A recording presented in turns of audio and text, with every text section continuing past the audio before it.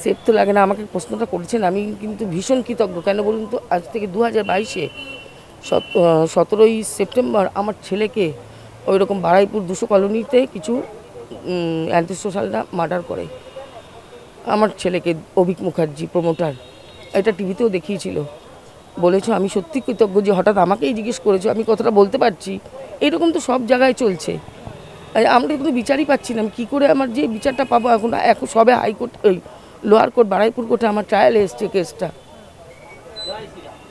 এরকম তো হওয়া উচিত না। আজ সব মায়েরা কত নিঃস্ব হয়ে গেছে বলো তো, আমার একটাই সন্তান। এই যে আপনি এত বড় একটা কথা বললেন, এর জন্য আমরা অত্যন্ত দুঃখিত। মানে সত্যি, মানে আপনাকে সমবেদনা জানানোর ভাষা নেই। কিন্তু তারপরেও দাঁড়িয়ে যে বিষয়টা না জিজ্ঞাসা করেই পারছি না যে এমন কি ঘটনা ঘটলো, মানে কাদেরকে মনে হয় যে আপনার ছেলের হত্যার জন্য কারা দায়ী? ওখানকার লোকাল পার্টির লোকই কিছু লোকরা, ওরা মানে সেই লোকাল পার্টি মানে কি সেটা শাসক দল? তাই হবে। আমি গেছিলাম তাদের কাছে, বললো এদের নিয়ে আমাদের চলতে হয়, আমার কিছু করার নেই। মানে আপনাকে সরাসরি বলে দিল যে আপনার ছেলের মৃত্যুর জন্য তারা কিছু করতে পারবে না। তার মানে আপনি এখনো পর্যন্ত বিচার পাননি? না। তাহলে আপনি নিশ্চয়ই ওই মানে শাসক দলের যে একটা স্কিম রয়েছে লক্ষ্মীর ভান্ডার, সেটা নিশ্চয়ই নেন না? সেটা আমি বলবো না নেই না, কারণ সেটা তো আমার করা।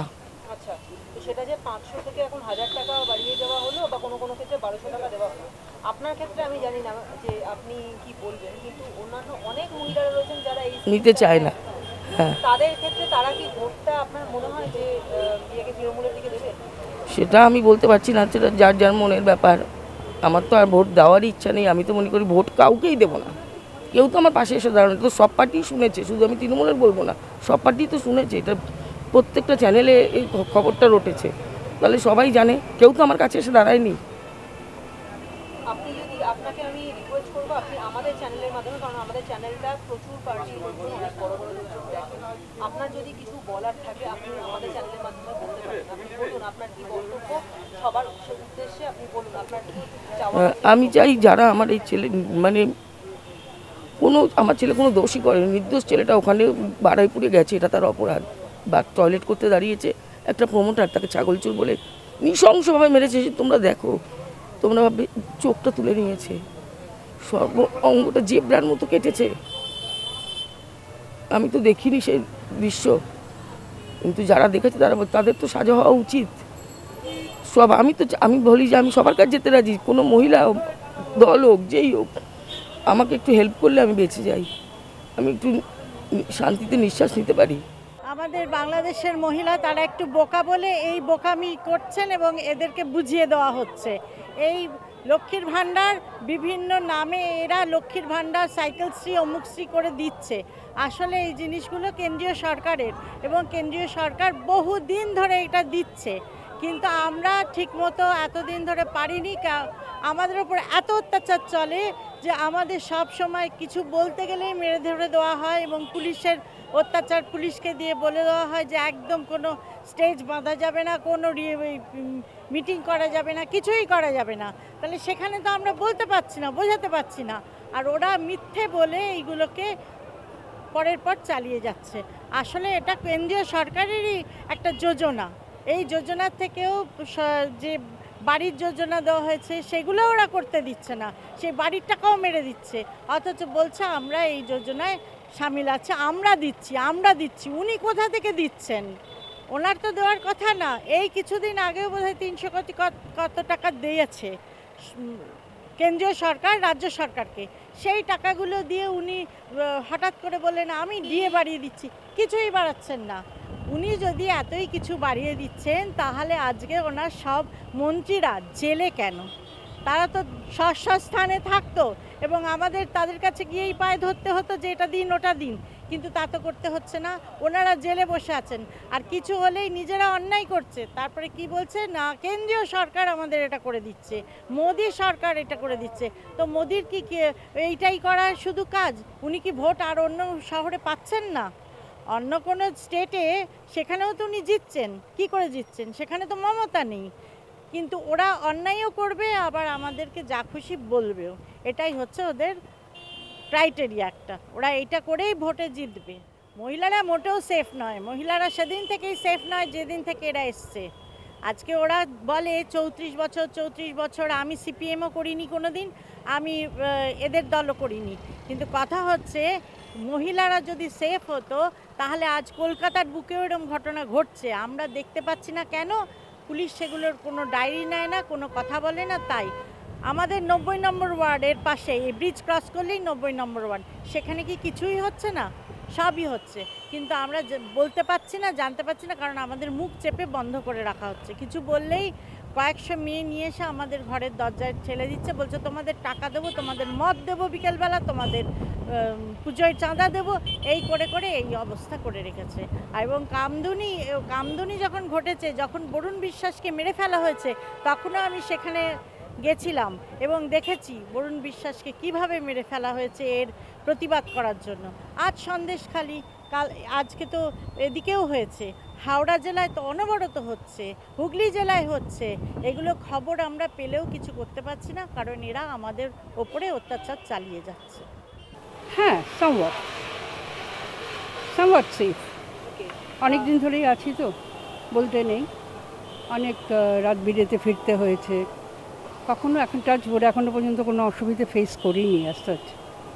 কিন্তু এখনো পর্যন্ত যে যে ঘটনাগুলো ঘটেছে, ধরুন কামদুনি, হাঁসখালি বা সন্দেশখালি রিসেন্টলি, সেগুলো সাপোর্ট করি না, সেগুলো ধিক্কার জানাই, কিন্তু আমাদের অ্যাজ সাচ কলকাতাতেই যেখানে আমরা আছি এখনও, সেখানে বলতে নেই। আমার এখানে হচ্ছে না বলে যে আশেপাশে কোথাও হবে না সেরকম তো কথার সেই গ্যারেন্টি তো কেউ দিতে পারে না। আমরা এখনও আছি সেফ, আনসেফ হতেও তো বেশিক্ষণ লাগে না, এইটুকুই বলতে পারি।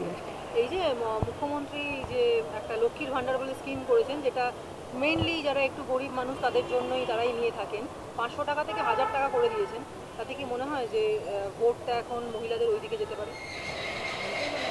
না, I would like to reserve my comments regarding this as such. দেখুন, আমার বয়স হয়েছে, তবু স্টিল আমার মনে হয় আমি কিছু কাজ করে কিছু আর্ন করলে আমি সেটাতে অনেক বেশি সম্মানীয় মনে করি। তাই if she would have made up some projects for them to work and earn the money, I would have supported that more. That means you want job for your... Yeah, of course, any sort of job, handicrafts, handlooms, and there are so many other places of work to work. So why give money as such to people? দিদি যেটা বলেন কতটা ঠিকই, যে এই জিনিসটা support করা যায় না, কারণ নিজের রোজগার করে আর মানে এমনি অনুদান পাওয়াটা এটা করা না, ঠিক না, এটা ঠিক নয়। আপনি অনুদানের চাইতে কাজটা বেশি প্রয়োজন বলে মনে করেন? নিশ্চয়ই। সেখানে যদি মহিলাদের অনুদান না দিয়ে আপনাদের ছেলেদেরকে বা মেয়েদেরকে কাজ দেওয়া না, হ্যাঁ, কাজ দেওয়া হয়, হ্যাঁ নিশ্চয়ই, সেটা তো অনেক বেটার, কাজ করতে পারে না, তাদের হচ্ছে যেটা ফিজিক্যালি হ্যান্ডিক্যাপ, গিভ দেম, কিন্তু যারা করতে পারে তাদের জন্য, কাজের জন্য, জবের জন্য, give them some opportunity to work. There are so many things to be done, তো সেগুলো করে বেটার না? আই থিঙ্ক আমার যতটা মনে হয় তৃণমূলের দিকে যাবে না, কেন কি এখনও কেউ টাকাটা পুরোপুরি পাচ্ছে না, ঠিক আছে, আর যারা পাচ্ছে তারাও কিছু বলছে না, আর সবথেকে বড় কথা ভোটটা যাবে মোদির দিকে। কেন যাবে বলুন তো? কেন কি মোদি অনেক হেল্প করেছে মানুষের, লকডাউনে অনেক হেল্প করেছে, সব দিক থেকে অনেক হেল্প করেছে, তো দ্যাটস ওয়াই মোদির কাছেই ভোটটা যাওয়া উচিত। আচ্ছা, এই যে কামদুনি, তারপরে পার্ক স্ট্রিট, হাঁসখালি, রিসেন্টলি সন্দেশখালিতে যে মহিলাদের রাত্রিবেলায় ডেকে পিঠে বানানো, ধর্ষণ ইত্যাদি ঘটনা ঘটেছে, এবং তারপরে মুখ্যমন্ত্রীর যা রিয়াকশন, আমাদের রাজ্যের মুখ্যমন্ত্রীর যা রিয়াকশন, তারপরে মহিলা হিসেবে নিজেকে সেফ মনে হয়? না, একদমই না। মানে আপনার তো নিশ্চয়ই চাকরিজীবী নিশ্চয়ই। আমি চাকরি করি। হ্যাঁ, তো সেখানে মানে কীরকম মনে হয় যখন একটু রাত্রির হয়ে যায় বাড়ি ফিরতে, তখন কীরকম মনে হয়? এখানে অ্যাটলিস্ট প্রবলেম হয় না, একটু ভেতরের দিকে গেলে প্রবলেমটা হয়, কেন কি ওখান থেকে ট্যাক্সি পাওয়া যায় না, বাস পাওয়া যায় না, কোনো কিছু পাওয়া যায় না, সেই কারণে রাস্তা ফাঁকা হয়ে গেলে একটু ভেতর থেকে ভয় লাগে। এখন তো যেখানে সেখানে সব জায়গায় রেপ হচ্ছে, তো দ্যাটস ওয়াই ভয়টা একটা মনের ভেতর ঢুকে থাকে। Thank you. ওয়েলকাম। ভয় তো হয়, যত রাত হয়, মেয়ে সন্তান মানেই রাস্তায় বেরোতে একটু ভয় হবে। তাহলে মহিলা হিসেবে সেফ মনে হয় না। কেন মনে হয় না? যেহেতু যাদের কাছে আমি সেফ করছি, ধারণা করছি যে আমাকে সেফ রাখবে, তারা তো সেফ রাখছে না। তাহলে পুলিশ তো রয়েছে শহরে, যে পুলিশ বেকার, যে রক্ষক সেই ভক্ষক হয়। পুলিশও আছে এরকম, পুলিশদের মধ্যে যেরকম মানুষ আছে তারা মানে ওরকম মানুষই না, তাহলে তাদের কাছে কি সেফ মনে হবে? আচ্ছা আচ্ছা, আর এই যে মানে মুখ্যমন্ত্রী লক্ষ্মীর ভাণ্ডারের ভাতা 500 থেকে বাড়িয়ে 1000 টাকা করে দিলেন, তাতে মনে হয় যে তাতে চিড়ে ভিজবে, তাতে ভোটটা যাবে তৃণমূলের দিকে? ওগুলো যা করছে সব নিজেকে অ্যাট্রাক্ট করার জন্য, টানার জন্য নিজের তরফে, কিন্তু দেখা যাক কি হয়। আচ্ছা, আপনি লক্ষ্মীর ভাণ্ডার পান? লক্ষ্মীর ভাণ্ডার পাইনি। লক্ষ্মীর ভাণ্ডার পান না? ভাতা দিচ্ছে লক্ষ্মীর ভাণ্ডার 500 থেকে 1000 টাকা করছে, তারপরেও মনে হচ্ছে যে মহিলারা মুখ্যমন্ত্রীকে বা তার প্রার্থীকে ভোট দেবে, তৃণমূল প্রার্থীকে ভোট দেবে?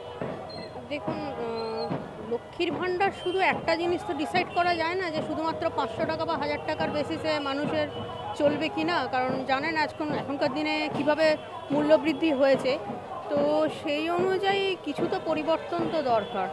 তাহলে পরিবর্তন দরকার আছে বলে মনে করছি? মনে তো হয়। এখন সব থেকে বড় ব্যাপার হচ্ছে কার মনে কতটা কে ইম্প্যাক্ট ফেলতে পারছে, সেটা হচ্ছে সব থেকে বড় ব্যাপার। এবার ইম্প্যাক্টটা কিসের ভিত্তিতে ফেলতে পারছে লোকজন বা যারা প্রার্থীরা, অবশ্যই সবাই সবার মতন করে চেষ্টা করছেন। এবার কার ইম্প্যাক্ট কতটা বেশি সেটা তো অবভিয়াসলি ভোটের রেজাল্টই বুঝতে পারবে। আমরা নিজেরা নিজেদের মতন করে আমাদের যেই এজেন্ডা আমরা দেখছি, তো সেইভাবেই আশা করি সব মানে মে দ্য বেস্ট পারসন, আমাদের সবার যারা রিপ্রেজেন্টেটিভ বা লিডার্স যাদেরকে আমরা বলি, মে দ্য বেস্ট পারসন উইন। এবারের ভোট একদম অন্যরকমভাবেই হবে। আমার মনে হচ্ছে না এইসব দেখে লোকেরা ভোট দেবে বলে। মানে আমরা যা দেখি চারপাশে যে আলোচনা হচ্ছে, লোকেরা অনেক জিনিস কনসিডার করে এবার ভোট দেবে আর কি। মানে শুধু দেওয়া হচ্ছে 500 টাকা বা 1000 টাকা বাড়ি করে দেওয়া হলো, এটাও কোনো কারণ না হতে পারে। অনেকগুলো জিনিসই ভাবনা চিন্তা করে লোকেরা এবার দেবে। সে তো খুবই অন্যায়, মানে এটা তো কিছুতেই মানাই যায় না কোনো জায়গাতেই কোনো মহিলাদের ওপরে। তবে এটাও ঠিক শুধু যে সন্দেশখালিতে হচ্ছে তা নয়, উত্তরপ্রদেশেও ভেতরে অনেক জায়গাতেই হচ্ছে, সেটাও আমরা জানি। কোনো জায়গাতেই মানা যায় না, সেটা সন্দেশখালি হোক আর উত্তরপ্রদেশই হোক আর কোনো জায়গায় মহিলাদের ওপরে। আমি নিজে এখানে খুব সেফ আমার মনে হয়। আমার বালিগঞ্জ এলাকাতে আমরা অনেক রাত্র অবধিও যাতায়াত করি, কোনো অসুবিধা তো হয় না কোনো দিন। কিন্তু এগুলো আমরা কিছুতেই মানতে পারি না, সে সন্দেশখালি হোক বা কোথাও, কোনোদিনই মানবো না এগুলো। মালা রায়েরই দেখেছি, তবে আমাদের ওদিকে মালা রায় জিতবে মনে হচ্ছে। দিদি আমাদের জন্য অনেক কিছু করে, দিদিকেই ভোট দেবো। যারা বেস্ট কাজ করবে সেকেই দিতে ভালো, সেটাও নিশ্চয় না।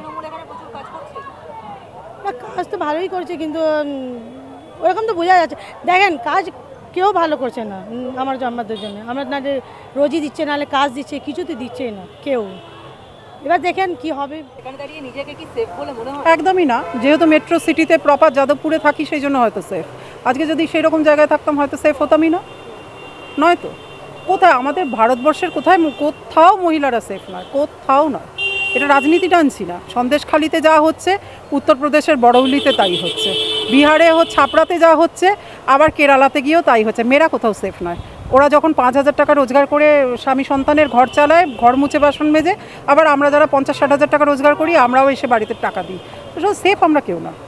এই যে মানে রোজগারের কথা বলেন, সেখানেই প্রশ্নটা উঠে আসছে যে এখানে তো রোজগারের আশাটাও মহিলাদের ক্ষেত্রে অনেকটা কম, বিশেষ করে যারা একটু মানে আন্ডার রেটেড এরিয়া। হ্যাঁ, অবশ্যই ভীষণভাবে কম। তাহলে সেক্ষেত্রে তাদের জন্য ভাতা দেওয়া হয়, যেটা হচ্ছে লক্ষ্মীর ভাণ্ডার। সেটা এতদিন 500 টাকা দেওয়া হতো, সেটা এখন বাড়িয়ে 1000 টাকা করা হচ্ছে।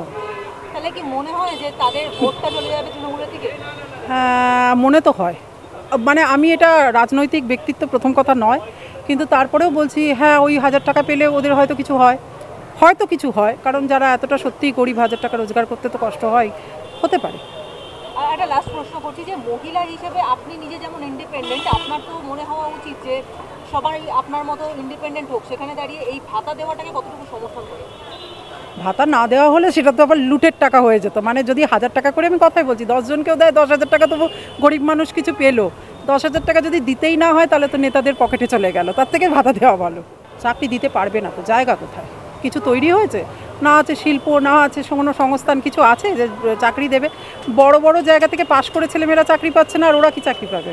আপনার মনে হয় 7-8 পাশ করে কেউ কোনো চাকরি পাবে? তাহলে আর পড়াশোনাটাই তো একটা এখন প্রহসন হয়ে গেছে।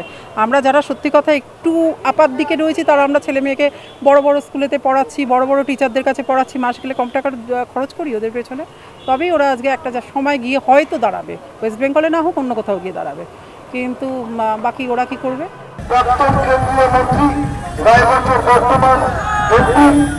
মোটামুটি একটাই শব্দ বলতে পারি, মাননীয় মুখ্যমন্ত্রী উত্তরবঙ্গে নির্বাচনের প্রাক্কালে প্রচারে গেছিলেন, বিশেষ করে আমার রায়গঞ্জ লোকসভাতে, যেখানে থেকে আমি ছেড়ে এসেছি। ওনার প্রার্থীকে নিয়ে গেছিলেন, যদিও আমি জানি যে ওখানকার অবস্থা খুবই খারাপ ওনার, কারণ উনি একটা নিজের প্রার্থী দিতে পারেননি, বিজেপির বিধায়ককে প্রার্থী দিতে হয়েছে। উনি ওখানে দেখছিলাম হাঁটছিলেন 60-70 জনকে লোককে নিয়ে।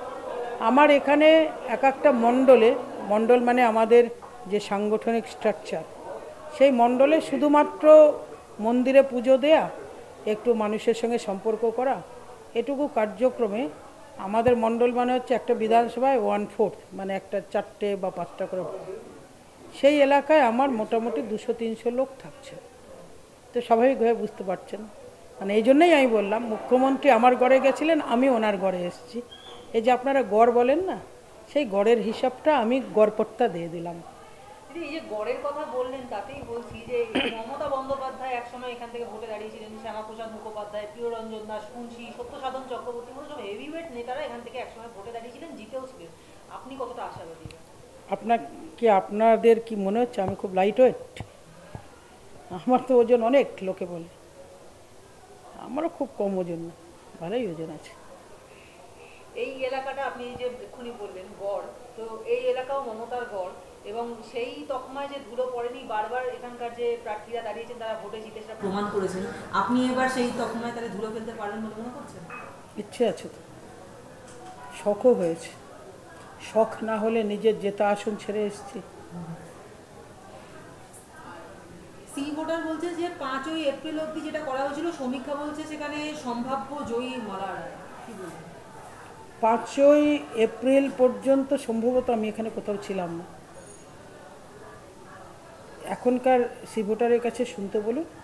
আর 2 নম্বর কিছু আসন থাকে যেগুলো সন্ত্রাস কবলিত, সেখানকার মানুষের মন খুলে সবসময় বলতে সাহস পান।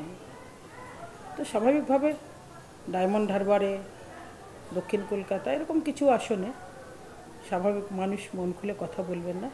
4 তারিখে ওখানে ব্যালট খুললে বোঝা যাবে।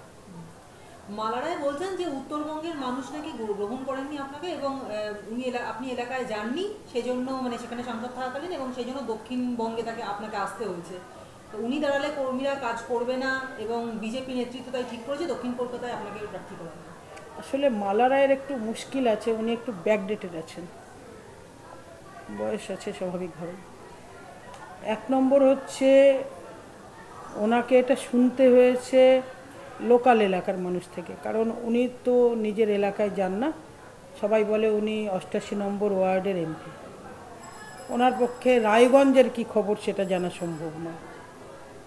2 নম্বর, এই যে বিভিন্ন পোস্টগুলো আমার হচ্ছে, সেই পোস্টগুলোয় যদি পাবলিকের কমেন্টস দেখতেন এতদিন খুলে, আপনারা একবার দেখিনি, ওই মিসে দেবশ্রী আমরা খুব করছি, এই যে লেখাগুলো, এগুলো মানুষের গ্রহণযোগ্যতার প্রমাণ নয়। আর 3 নম্বর, এই বিষয়টা উনি খুব ভালো জানেন যে এমপি হিসেবে নিজের দলের মধ্যে লোক অপছন্দ কেন করছে, এটা উনি ভালো জানেন। আমার জন্য এটা কিছু হয় না। দেবশ্রী, এক্ষুনি আপনি বললেন যে উনি নিজের ওয়ার্ডটুকুর বাইরে আর বেরোন না, অথচ মালারায় দাবি করছেন যে দিনে হোক বা রাতে হোক তাকে যে কেউ যে কোনো সময় ফোন করলেই তাকে তিনি পেয়ে যান, কাউকে তিনি ফেরান না, এবং ছোট ছোট সমস্যা নিয়েও মানুষ তার কাছে আসেন, এবং প্রতিটা ক্ষেত্রে তিনি সাধ্যমতো সাহায্য করেন এবং সমাধান করেন। এটা তো ওনার ভার্সন, পাবলিকের ভার্সন শুনুন, সাধারণ লোকের কথা শুনুন। আমি তো যাচ্ছি, লোকে তো বলছে যে মালাদি শুধু দেয়ালে আছেন, আমার সঙ্গে তো এখনো পর্যন্ত একবার মুখোমুখি হয়নি। আমি যে ঘুরছি 20 দিন ধরে, আমি তো ওনার সঙ্গে একবারও ক্রস করি দেখতে পাইনি। যাই হোক, উনি বলছেন, উনি করেন ভালো কথা। মালা রায় যে তাকে জিজ্ঞাসা করা হয়েছিল যে সন্দেশকালীর ঘটনা সেই বিষয় নিয়ে, তিনি মানে এই বিষয়টা নিয়ে তো রাজনৈতিক মহলে যথেষ্ট চর্চা হচ্ছে এবং সে বিষয়ে মালা রায় বলছেন যে সন্দেশখালীতে আমরাই তো অ্যারেস্ট করেছি শাহজাহানকে, সরকারি পদক্ষেপ করেছে, মানে তাতে দায়িত্ব শেষ হয়ে যায়। মালাদি একজন মহিলা এমপি, মহিলা রাজনীতিবিদ, ওনার দলের বিশিষ্ট নেতা শাহজাহান মোল্লা, তিনি রাত্রি করে পিঠে ভাজতে ডেকেছেন, বা আরও যারা সঙ্গের যারা আছে সব তৃণমূল নেতা, 2 দিন 2.5 দিন বাড়িতে বন্দি করে রেখেছেন মহিলাদেরকে। অনেকটা পাকিস্তানে যেরকম আফগানিস্তানে পণবন্দি হয় সেরকম পণবন্দির মতন ধরে রেখেছেন। এটা নিয়ে উনি কিছু বলেননি, তো উনি বলেছেন আমরাই তো অ্যারেস্ট করেছি। কখন অ্যারেস্ট করেছেন? প্রথমে তো বলেছিল সোনার ছেলে শাহজাহান, খুব ভালো ছেলে, ওর পিছনে লাগা হয়েছে, প্রতিহিংসা করা হচ্ছে, এইগুলোর বিষয়ে উনি ক্লিয়ার করুন। মহিলাদের সম্পর্কে ওনার মনোভাবটা ক্লিয়ার করুন। সন্দেশখালীর মহিলারা যে বলছে যে ওনাদেরকে, ওখানকার মহিলাদেরকে পিঠে ভাজার অজুহাতে ওনাদের সম্মান, ওনাদের ইজ্জত হরণ করা হয়েছে, এর বিষয়টা উনি ক্লিয়ার করুন। অ্যারেস্ট কবে করেছেন, কারা করেছেন জানার দরকার নেই, উনি ক্লিয়ার করুন এটা অন্যায় ছিল কি ছিল না। এই যে বিরোধীরা তারা কিন্তু একটা বারবার প্রশ্ন তুলছেন যে মালা রায়কে এখানে কোনো জায়গাতেই দেখতে পাওয়া যায় না, কসবা, বালিগঞ্জ ইত্যাদি বিধানসভা কেন্দ্রগুলোতে তিনি কোনো রকম উন্নয়নের কাজই কিছু করেননি। কিসের ভিত্তিতে এই কথাগুলো বলছেন? দেখুন, আমি যতদিন গেছি, যারা বিভিন্ন রকম জানেনি, বিভিন্ন রকম লোক বিভিন্ন রকম কথা বলেন, তাদের একটাই বক্তব্য, মালাদিকে দেয়ালে শুধু দেখা যাচ্ছে, সব দেয়াল। কারণ এটা কাউন্সিলরদেরকে আদেশ করা আছে, দেয়াল বাদে মালাদি কোথাও নেই। আজকাল দেখলাম আবার মালাদি দেয়ালের ছবিতেও আছেন, তো এটা আছে, সবাই বলছে, আমার বলার প্রসঙ্গ নেই। সি ভোটার বলছে যে বিজেপি 20, তৃণমূল 20। এটাই বলবো যে বিজেপি 30, তৃণমূল বাদবাকি। দেখুন, নারীদের সুরক্ষা তো এই রাজ্যে কোনো দিনই ছিল না। কেননা আমরা যদি অন্য অন্য স্টেটের থেকে এই স্টেটের বিচার করি, তাহলে আমরা সবাই জানি যে না, এখানে নারী নির্যাতনের পর সবসময় মাননীয়া কার পক্ষ নিয়েছে? সবসময় মাননীয়া নিয়েছে যে ধর্ষণ করেছে তার পক্ষ নিয়েছে।